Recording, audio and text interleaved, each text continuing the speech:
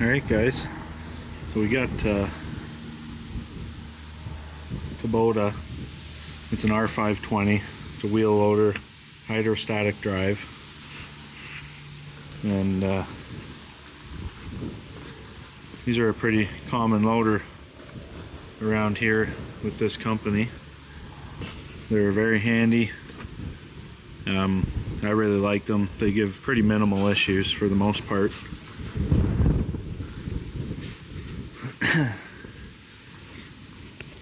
But today, so this loader was out working, and the complaint from the operators is that they're not getting full bucket loads when they're trying to go into a pile. So I don't know if it's a low engine power or if it's going to be a drivetrain issue. So we're going to test it out and see what's going on. See if they are all-wheel drive, hydrostatic drive. So we'll make sure that all the wheels are actually being driven and go from there.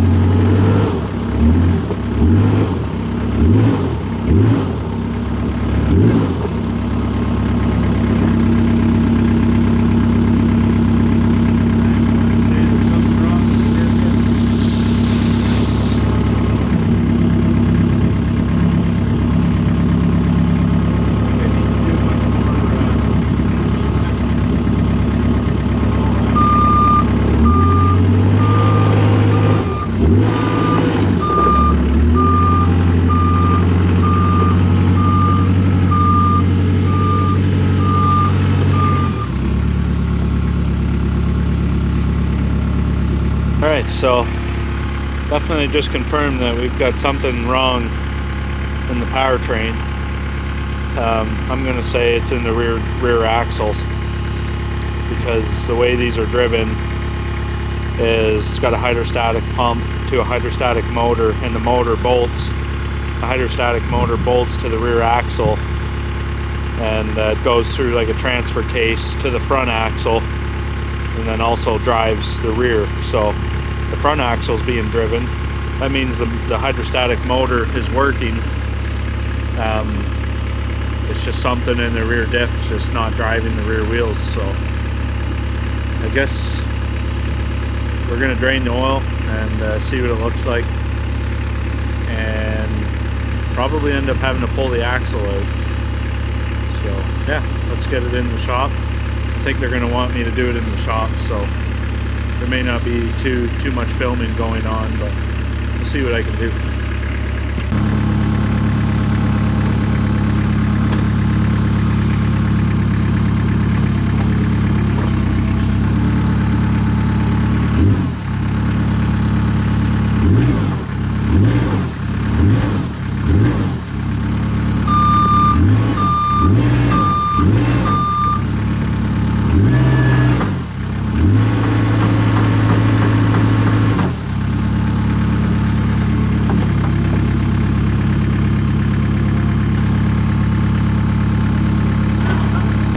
Alright, so that's enough for me to know that something's in that rear axle. Something's broke, probably the carrier. Yeah, we'll have to get that axle out and get it apart, drain the oil first, see what the oil looks like. If it was something that clean broke, then we may not even see anything in the oil. Alright, so these are a hydrostatic drive unit. So up here under the floor cover is an HST pump driven by the engine, and there's a charge pump and a steering pump after that. And down here underneath is where your HST motor is, right here. So a hydrostat drive motor. and it's connected right into the axle right here.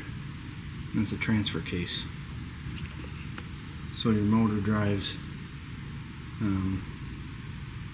your transfer case there, supplies power to the rear axle and to the front. So in this case we have this shaft will be getting driven through the transfer case, but the rear axle is not. So that's why we're going to pull the rear axle. Let's strain the rear axle. Let's see what comes out. Although it doesn't, you probably won't see much in the oil, because I have a feeling it's going to be a pretty clean brake, because the diff's not bound up, still spinning. But we'll see.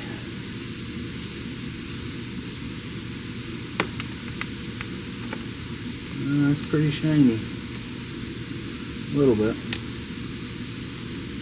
Yeah, it's shiny.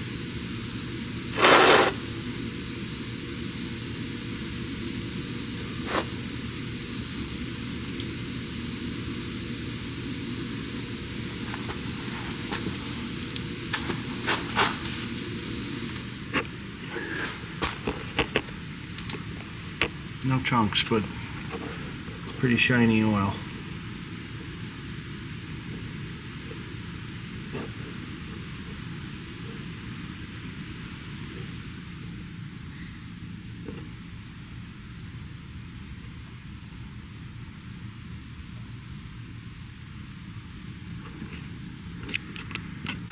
Alright, so I've got the hydraulic tank draining out over here.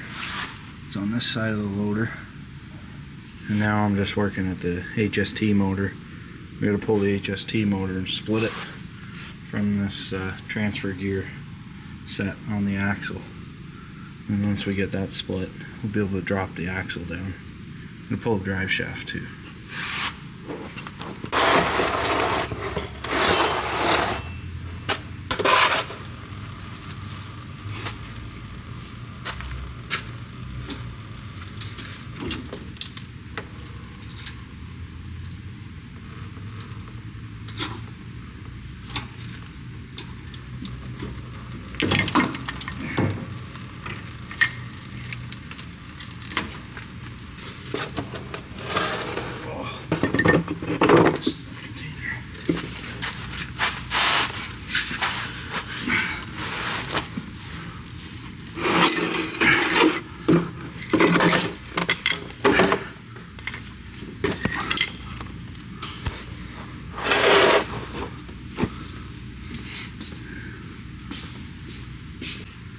Alright, HST motor's out, drive shaft's off.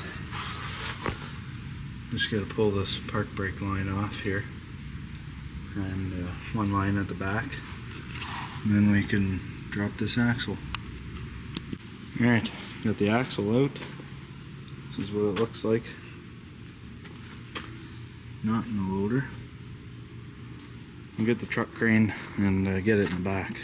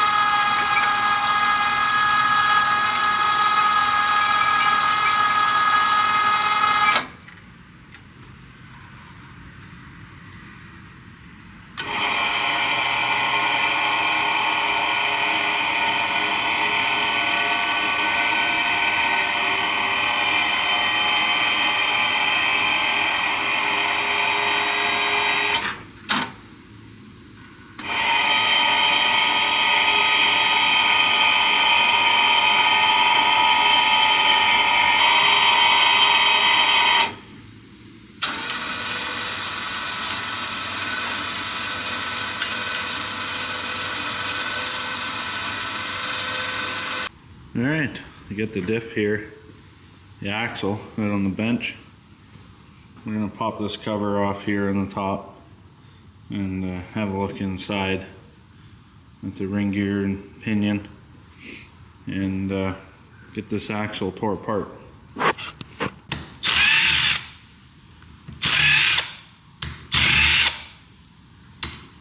out of here, wasp. You're unwanted.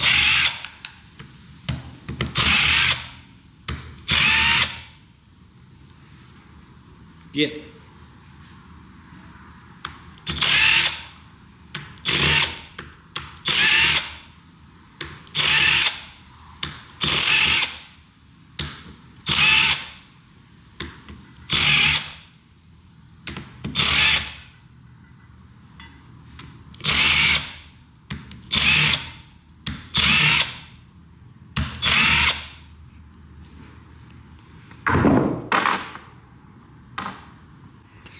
Got the cover off here, so you can see right away the side gear piece is broken right off the carrier housing. So it broke here on this side. It's laying down underneath the carrier, and this piece should actually be attached on the inside underneath this ring gear. So if you spin, see if I can spin it.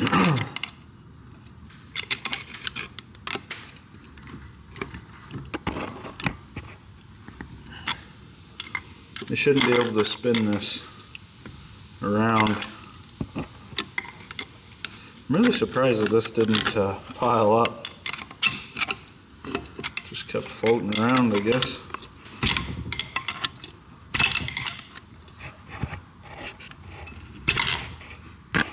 So anyway, we know it's broke. Let's we're gonna have to pull these axles off. This one off. And I think there's going to be some brake discs in here for your service brake, friction discs. Get that apart, and then I think there's going to be bolts here that hold the bearing on either side of the carrier, and some shims, and those will come apart, and then we'll be able to pull this carrier out.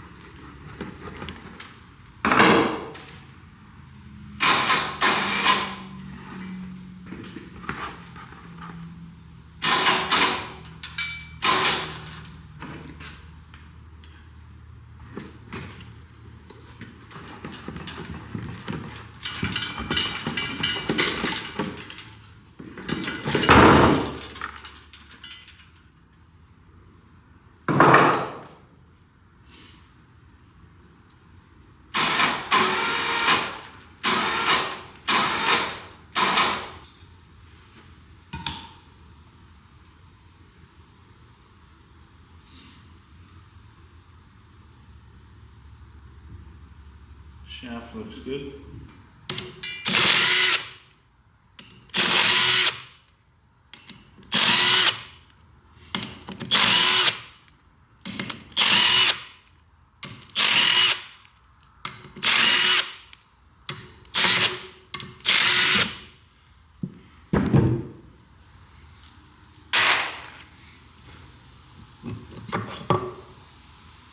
The shims in here you gotta watch. They stick to the housing.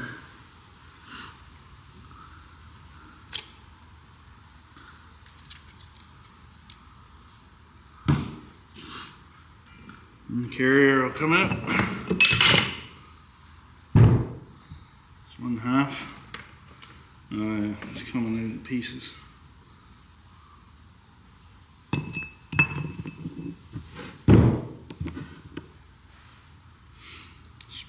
Side gear. Broken piece.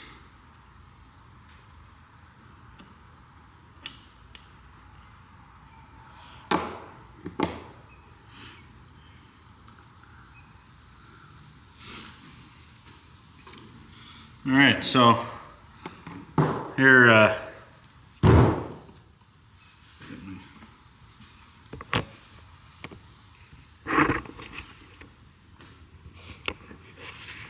well, here's the problem. Carrier broke off.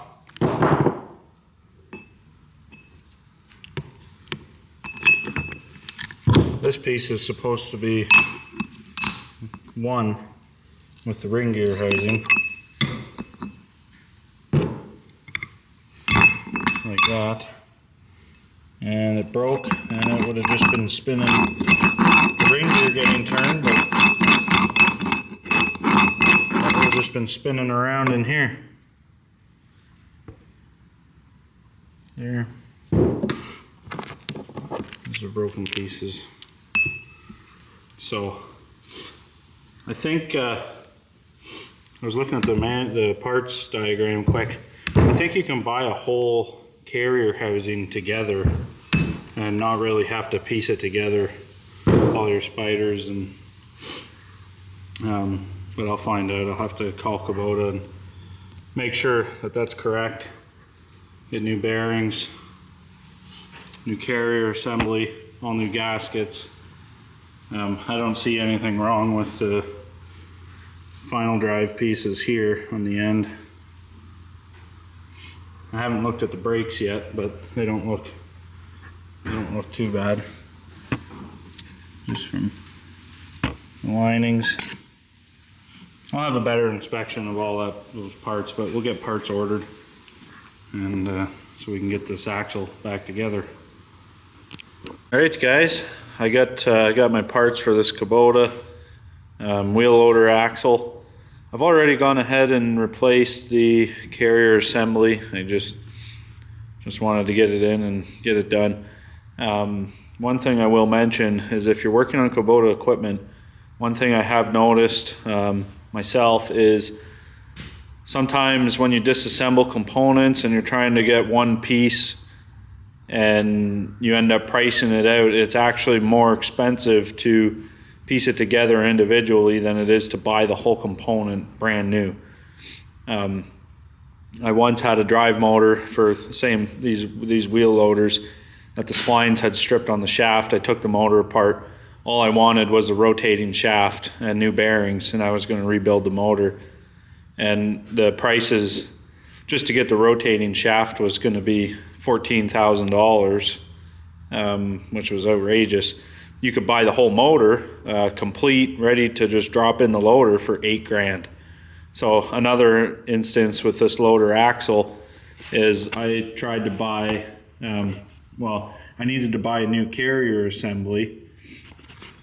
So this piece here that had broke there, and to buy just this carrier assembly housing, so you would get this attached to here, and that's it. No side gears, nothing inside. These gears here are inside.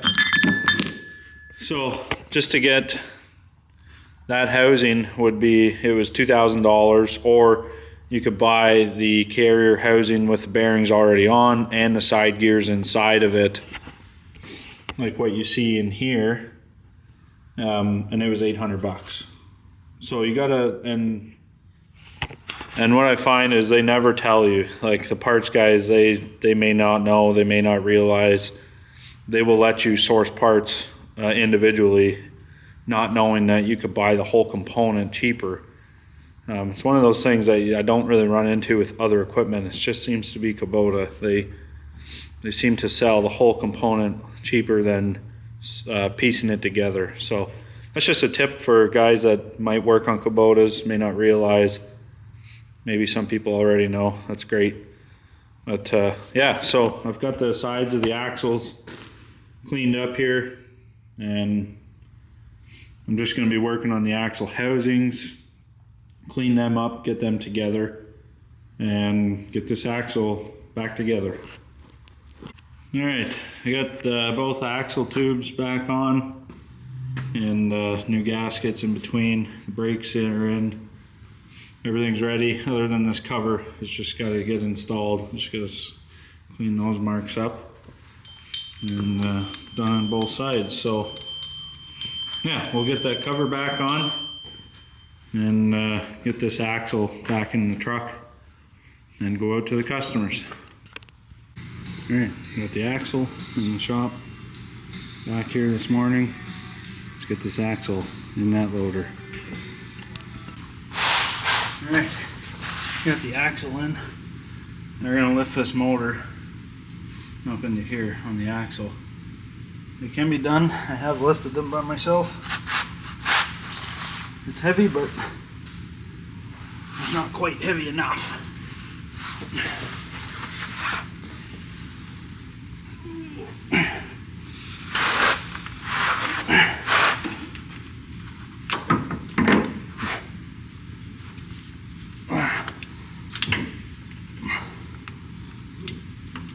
Lots of oil.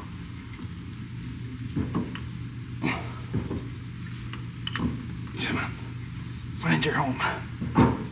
Oh.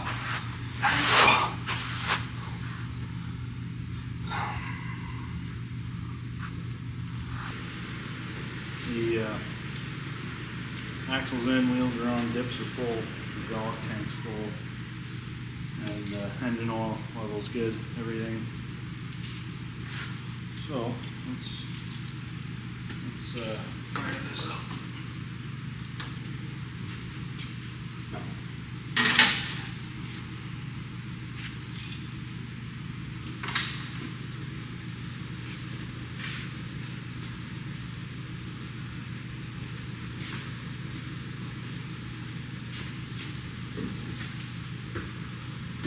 Make sure everything spins before taking it outside.